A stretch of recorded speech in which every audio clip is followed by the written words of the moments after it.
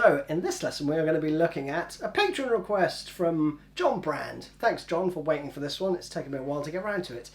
Temple of the Dog, Reach Down, not much to this one either, so let's get cracking. So as I say, this is for John Brand. Thanks very much indeed for your support, mate. If you out there wish to join our Patreon community, then please check out the link below, because basically you lot are keeping this thing ticking along, so eternally grateful as ever. Now, as you may have heard at the beginning,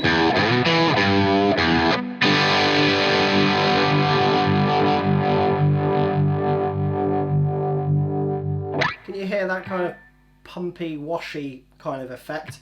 Well, I believe that is a univibe. So there are a load of modulation effects that are very similar kind of washiness, but the univibe definitely has a bit of a pumpy effect. So here's the settings that I'm using.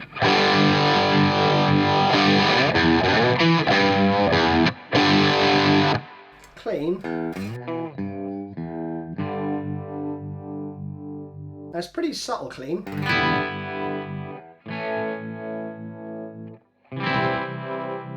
But with the distortion,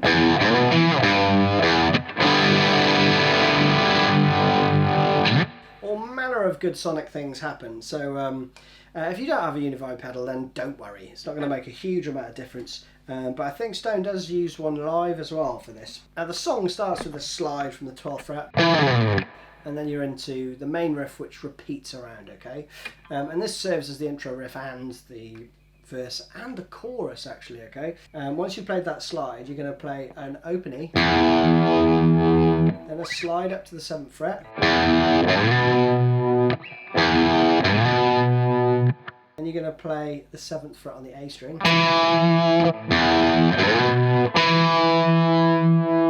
then after that you're going to go to the 3rd fret on the E string, and you hold that for 2/8 notes, and then you release it and play the E string for 2/8. So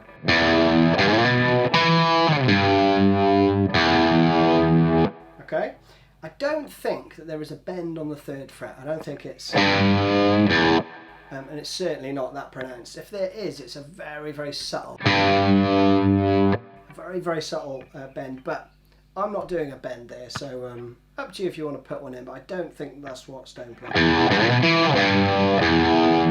And then you're going to play this,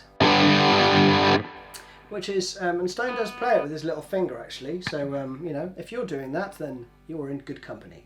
So you're going to fret a G power chord, well basically the root and the 5th of a G power chord, and then the next 3 strings are open, and you play it with an upstroke as well, because you do hear you hear those strings coming in before the bassier notes. Okay, and it actually sits on the offbeat, okay, because you're going to play it on the 8th note, okay, so the 4 and. So slowly through that riff. 3, 4.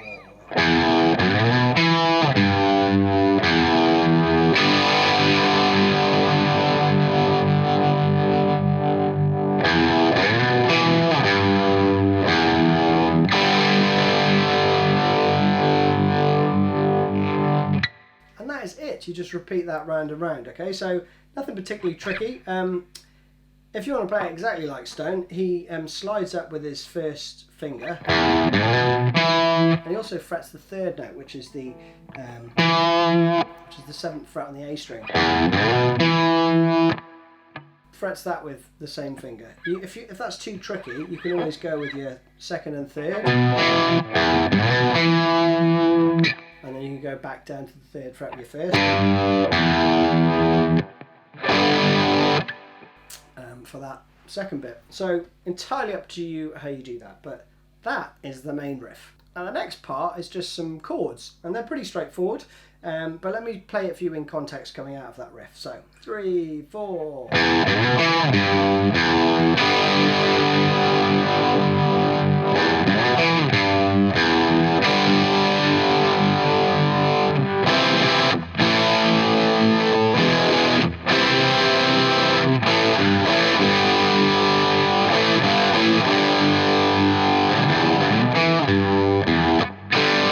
I'm going to be back into that. Now that isn't tricky, so stick with me. We're going to play, and you could play these as power chords as well if you want, but I think Stone plays full chords here, so I'll show you both. So the first part goes, which is a C to an A, okay? So you could play that, but I'm playing the open chords, okay?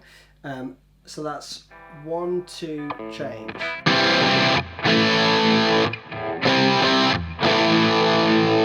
Then you're going to play an E major. Same rhythm as the first part, okay? So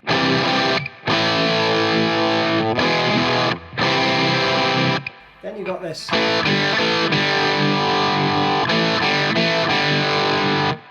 Which you could just play like that, but I think he plays the chord. So rather than just playing the 2nd fret on the D and the G string, which you could do if you want to simplify it, but I'm playing the A power chord, and then I'm playing part of an open G. Now I'm muting the A string there, okay, with my first finger, just putting my first finger lightly on that. So all you hear is the G on the 3rd fret on the E string, and then the 2 open strings there, which is D and G. But you're going to play.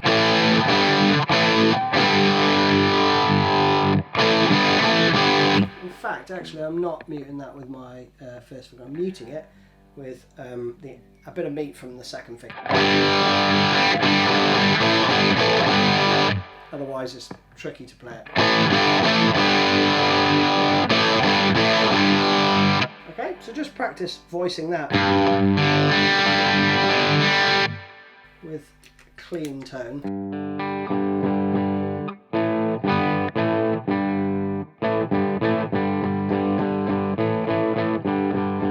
Once you can play it like that, you are all good. Now if you don't want to play that with open chords, you can just play it with power chords. So you could just play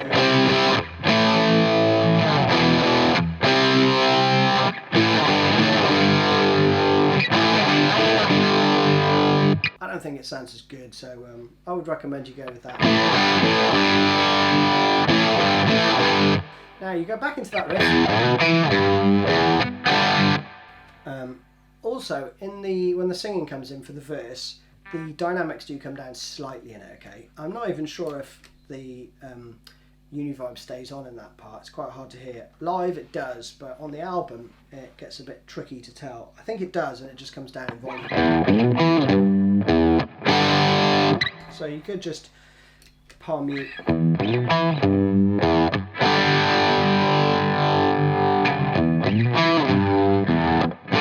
So you can just play a lot lighter in that section, okay? So after you've gone back into the, you go round that again, but I think you only play that riff about 2 or 4 times maybe before you go back into it.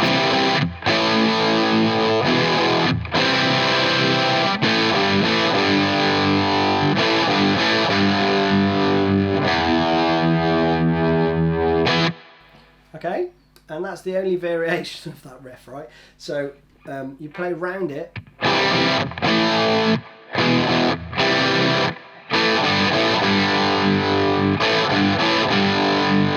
then you're just going to play an open E.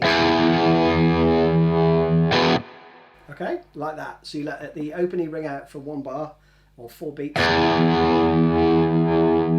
and you do a little staccato 8th note, okay? Now when the solo comes in, and if you want to play Mike's solo, why wouldn't you? It's like about 6 or 7 minutes long, I think. You can just play an E minor pentatonic.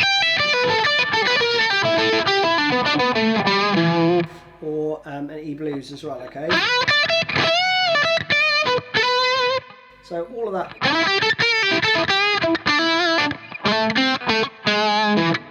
All that good stuff. And Stone is just playing this. I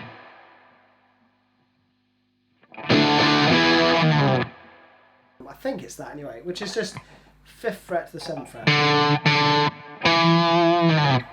But power chords. and then you leave it ring out for like a beat.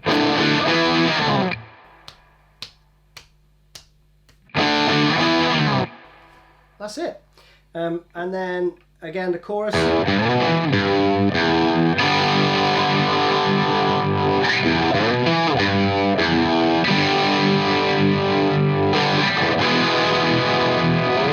And that, people, is how you play Temple of the Dogs. Reach Down. It's a brilliant tune. So thanks very much for the suggestion, John, and thank you again for your support. That other one's coming, so stay tuned. And as are lots of your other requests, so keep coming in. Cheers, bye-bye.